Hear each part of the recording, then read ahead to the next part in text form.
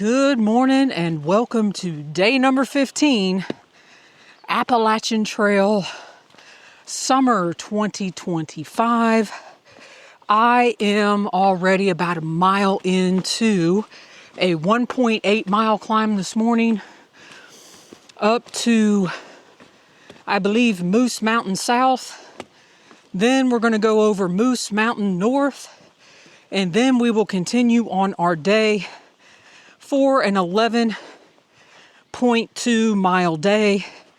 This morning I started back at the same road I started at yesterday, but today we are going north, 3 mile road, which is mile marker 1764.5, and we are going to Lime Dorchester Road, which is mile marker 1775.7, which makes it an 11.2 mile day. And y'all, the weather has broke. It is a glorious morning. I don't feel like I'm suffocating already. Now, don't get me wrong, the climb is hard, but we are making progress forward, and that is the goal. And y'all, by the time I end today, we have another milestone we can put a check mark on.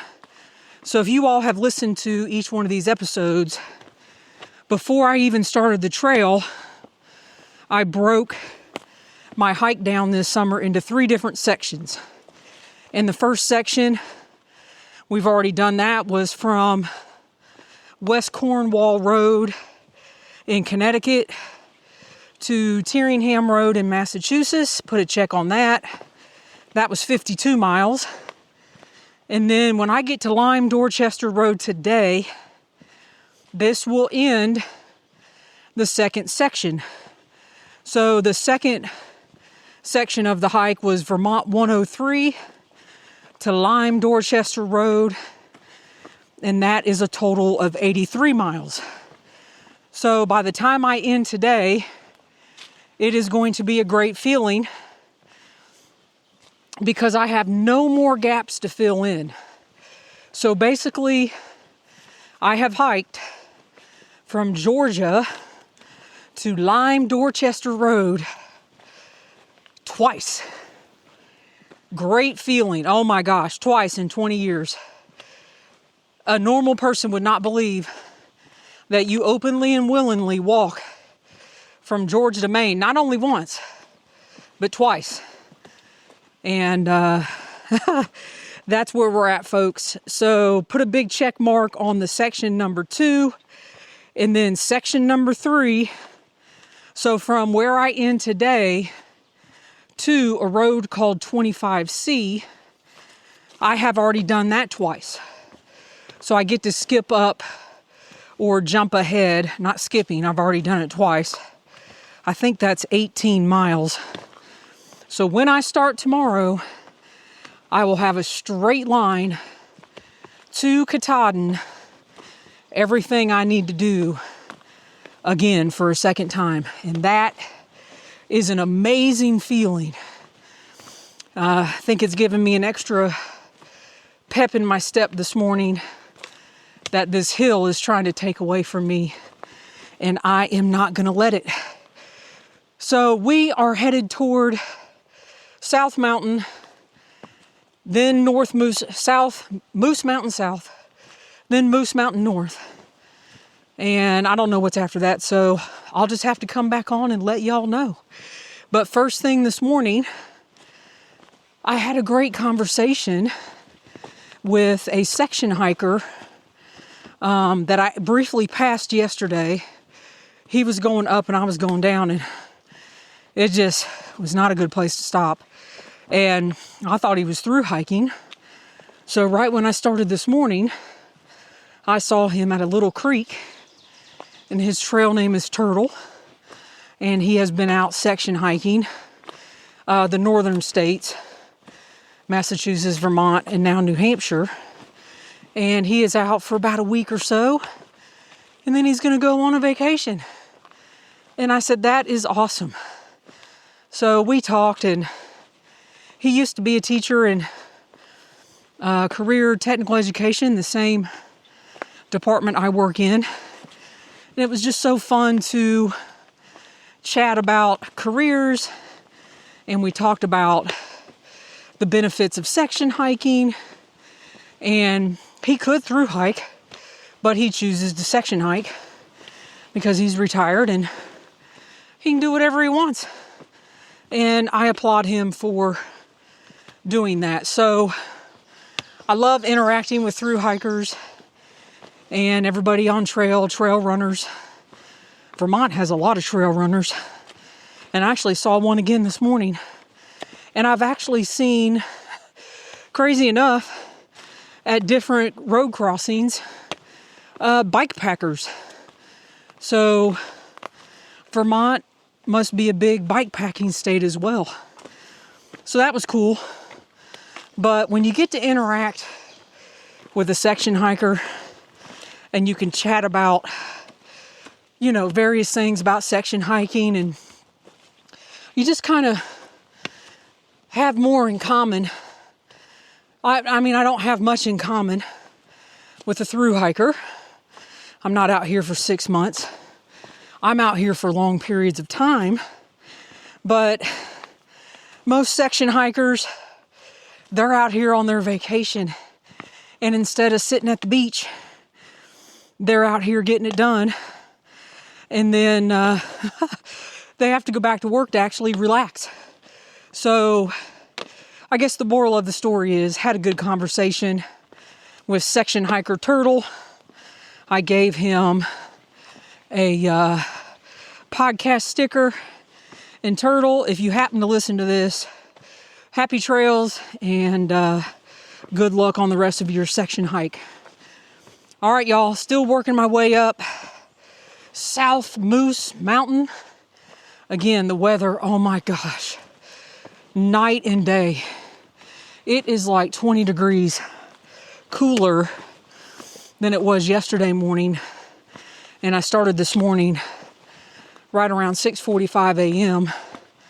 And yesterday I started right before 6 a.m. And it's 20 degrees cooler.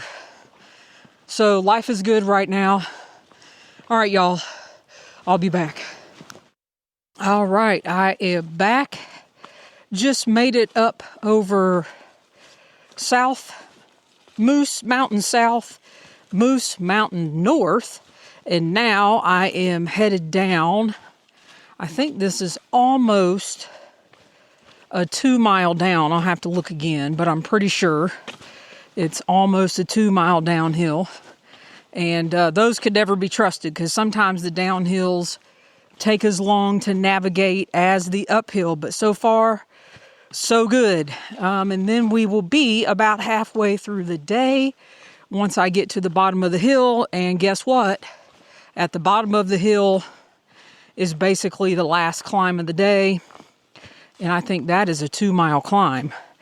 And then we will work our way down to Lime Dorchester Road. But y'all, so far, it has been a gloriously breezy, quiet hiking morning in the woods. I have not seen a soul since I talked to Turtle way back there about 4 miles or so. And it's just been a calm, quiet morning. And quite honestly, I have really just been thinking about nothing. That is absolutely glorious. I have been listening to some of the pre-Western States 100 run commentary on a couple different podcasts. The Free Trail, FREETRAIL podcast, and then the Single Track podcast. And then I just downloaded some more books, some audio books to listen to. And I will stop here and tell you what those are, because I've downloaded them, but I forgot. So let's see. Go One More by Nick Bear. And then Fearless by Eric Blem or Blem. I think it's Blem. I have listened to Fearless before, and I want to listen to that again. It is about a Navy SEAL, a guy at the Navy SEALs, and his hardships and whatnot, and him coming to realize that he needs Jesus in his life. So that is an excellent read or listen if you want a book to listen to. And then I think that's it. I've been listening to Undeniable by Cam Haynes. Yeah, I'm about halfway through that one. So there are my audio books. But this coming Saturday is the Western States 100 run. And I love the commentary around that. I love the race. I've been watching that for a long time. And then 13 days after that is the Hard Rock 100. So I will be able to listen to all the commentary from that.